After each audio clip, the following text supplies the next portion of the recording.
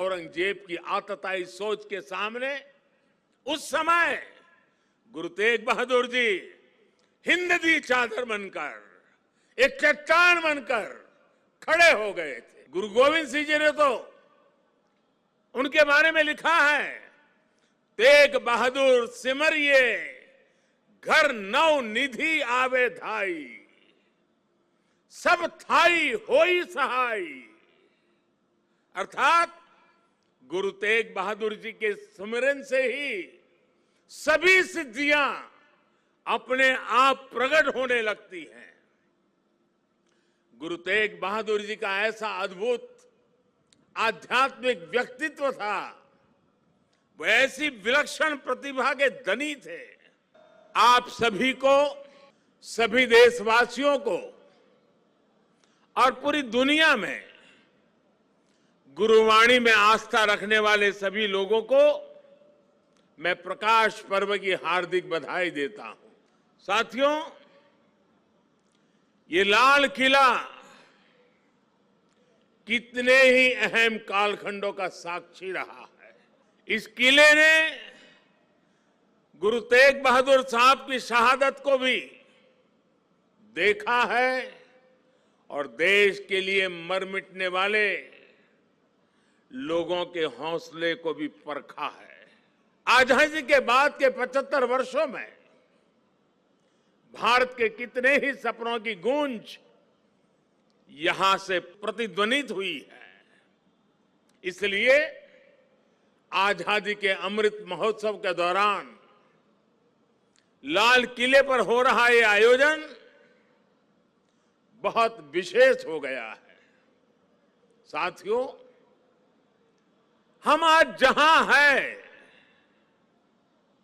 अपने लाखों करोड़ों स्वाधीनता सेनानियों के त्याग और बलिदान के कारण है। आजाद हिंदुस्तान,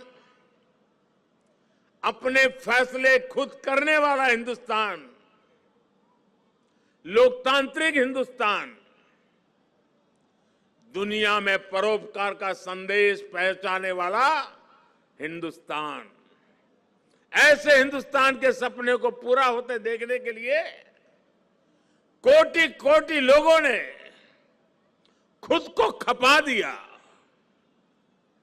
ये भारत भूमि सिर्फ एक देश ही नहीं है, बल्कि हमारी महान विरासत है, महान परंपरा है।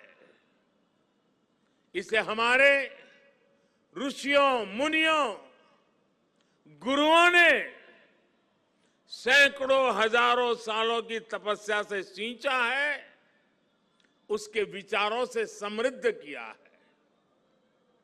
इसी परंपरा के सम्मान के लिए,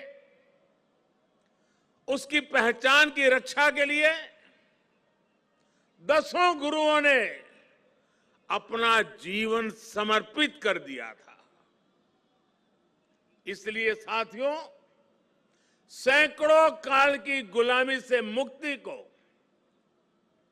भारत की आजादी को, भारत की आध्यात्मिक और सांस्कृतिक यात्रा से अलग करके नहीं देखा जा सकता। इसलिए आज देश आजादी के अमृत महोत्सव को और गुरु तेग बहादुर साहब के 400वें प्रकाश पर्व को एक साथ मना रहा है, एक जैसे संकल्पों के साथ मना रहा है। साथियों, हमारे गुरुओं ने हमेशा ज्ञान और अध्यात्म के साथ ही समाज और संस्कृति की जिम्मेदारी उठाई। उन्होंने शक्ति को सेवा का माध्यम बनाया। जब गुरु तेग बहादुर साहब का जन्म हुआ था, तो गुरु पिता ने कहा था, दिन रक्ष संकट हरण, दिन रक्ष संकट हरण, यानी ये बालक एक महान आत्मा है। ये दिन दुखियों की रक्षा करने वाला, संकट को हरने वाला है। इसलिए श्री हरगोविंद साहब ने उनका नाम त्यागमल रखा। यही त्याग गुरु तेग बहादुर साहब ने अपने जीवन में चरितार्थ भी करके दिखाया। गुरु गोविंद सिंह जी ने तो उनके बारे में लिखा है, तेग बहादुर सिमरिये घर नौ निधि आवे धाई, सब थाई होई सहाय। अर्थात गुरु तेग बहादुर जी के सुमिरन से ही सभी सिद्धियां अपने आप प्रकट होने लगती हैं। गुरु तेग बहादुर जी का ऐसा अद्भुत आध्यात्मिक व्यक्तित्व था, वो ऐसी विलक्षण प्रतिभा के धनी थे। साथियों, यहां लाल किले के पास, यहीं पर गुरु तेग बहादुर जी के अमर बलिदान का प्रतीक गुरुद्वारा शीशगंज साहब भी है। ये पवित्र गुरुद्वारा हमें याद दिलाता है कि हमारी महान संस्कृति की रक्षा के लिए गुरु तेग बहादुर जी का बलिदान कितना बड़ा था। उस समय देश में मजहबी कट्टरता की आंधी आई थी। धर्म को दर्शन, विज्ञान और आत्मशोध का विषय मानने वाले हमारे हिंदुस्तान के सामने ऐसे लोग थे जिन्होंने धर्म के नाम पर हिंसा और अत्याचार की पराकाष्ठा कर दी थी। उस समय भारत को अपनी पहचान बचाने के लिए एक बड़ी उम्मीद गुरु तेग बहादुर साहब के रूप में दिखी थी। औरंगजेब की आतताई सोच के सामने उस समय गुरु तेग बहादुर जी हिंद दी चादर बनकर, एक चट्टान बनकर खड़े हो गए थे। इतिहास गवाह है कि वर्तमान समय गवाह है और ये लाल किला भी गवाह है कि औरंगजेब और उसके जैसे अत्याचारियों ने भले ही अनेकों सिरों को धड़ से अलग करा, लेकिन हमारी आस्था को वो हमसे अलग नहीं कर सका।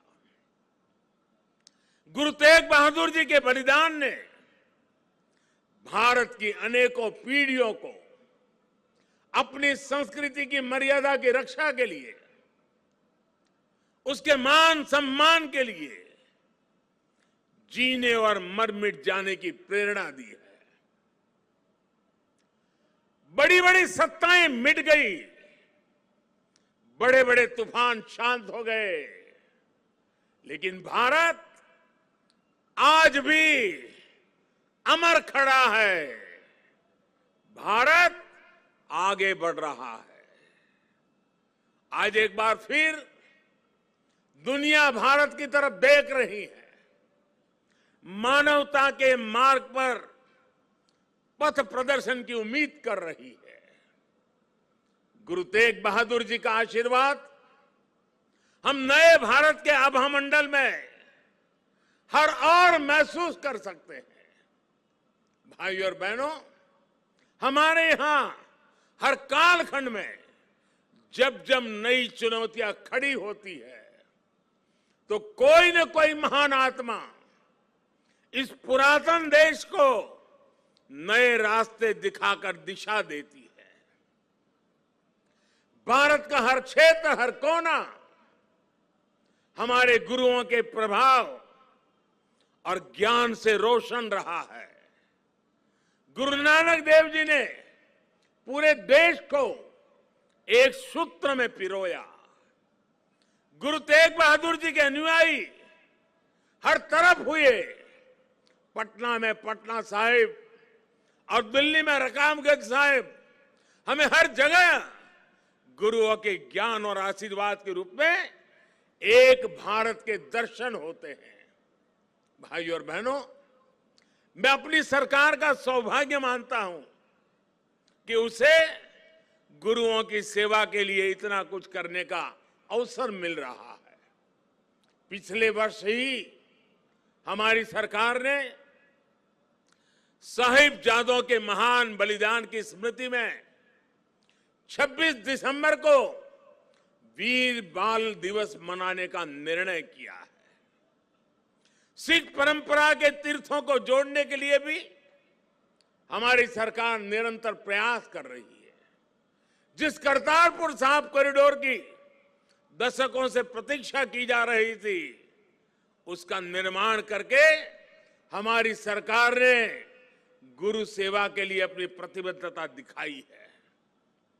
हमारी सरकार ने पटना साहिब समेत गुरु गोविंद सिंह जी से जुड़े स्थानों पर रेल सुविधाओं का आधुनिकीकरण भी किया है। हम स्वदेश दर्शन योजना के जरिए पंजाब में आनंदपुर साहिब और अमृतसर में अमृतसर साहिब समेत सभी प्रमुख स्थानों को जोड़कर एक तीर्थ सर्किट भी बना रहे हैं।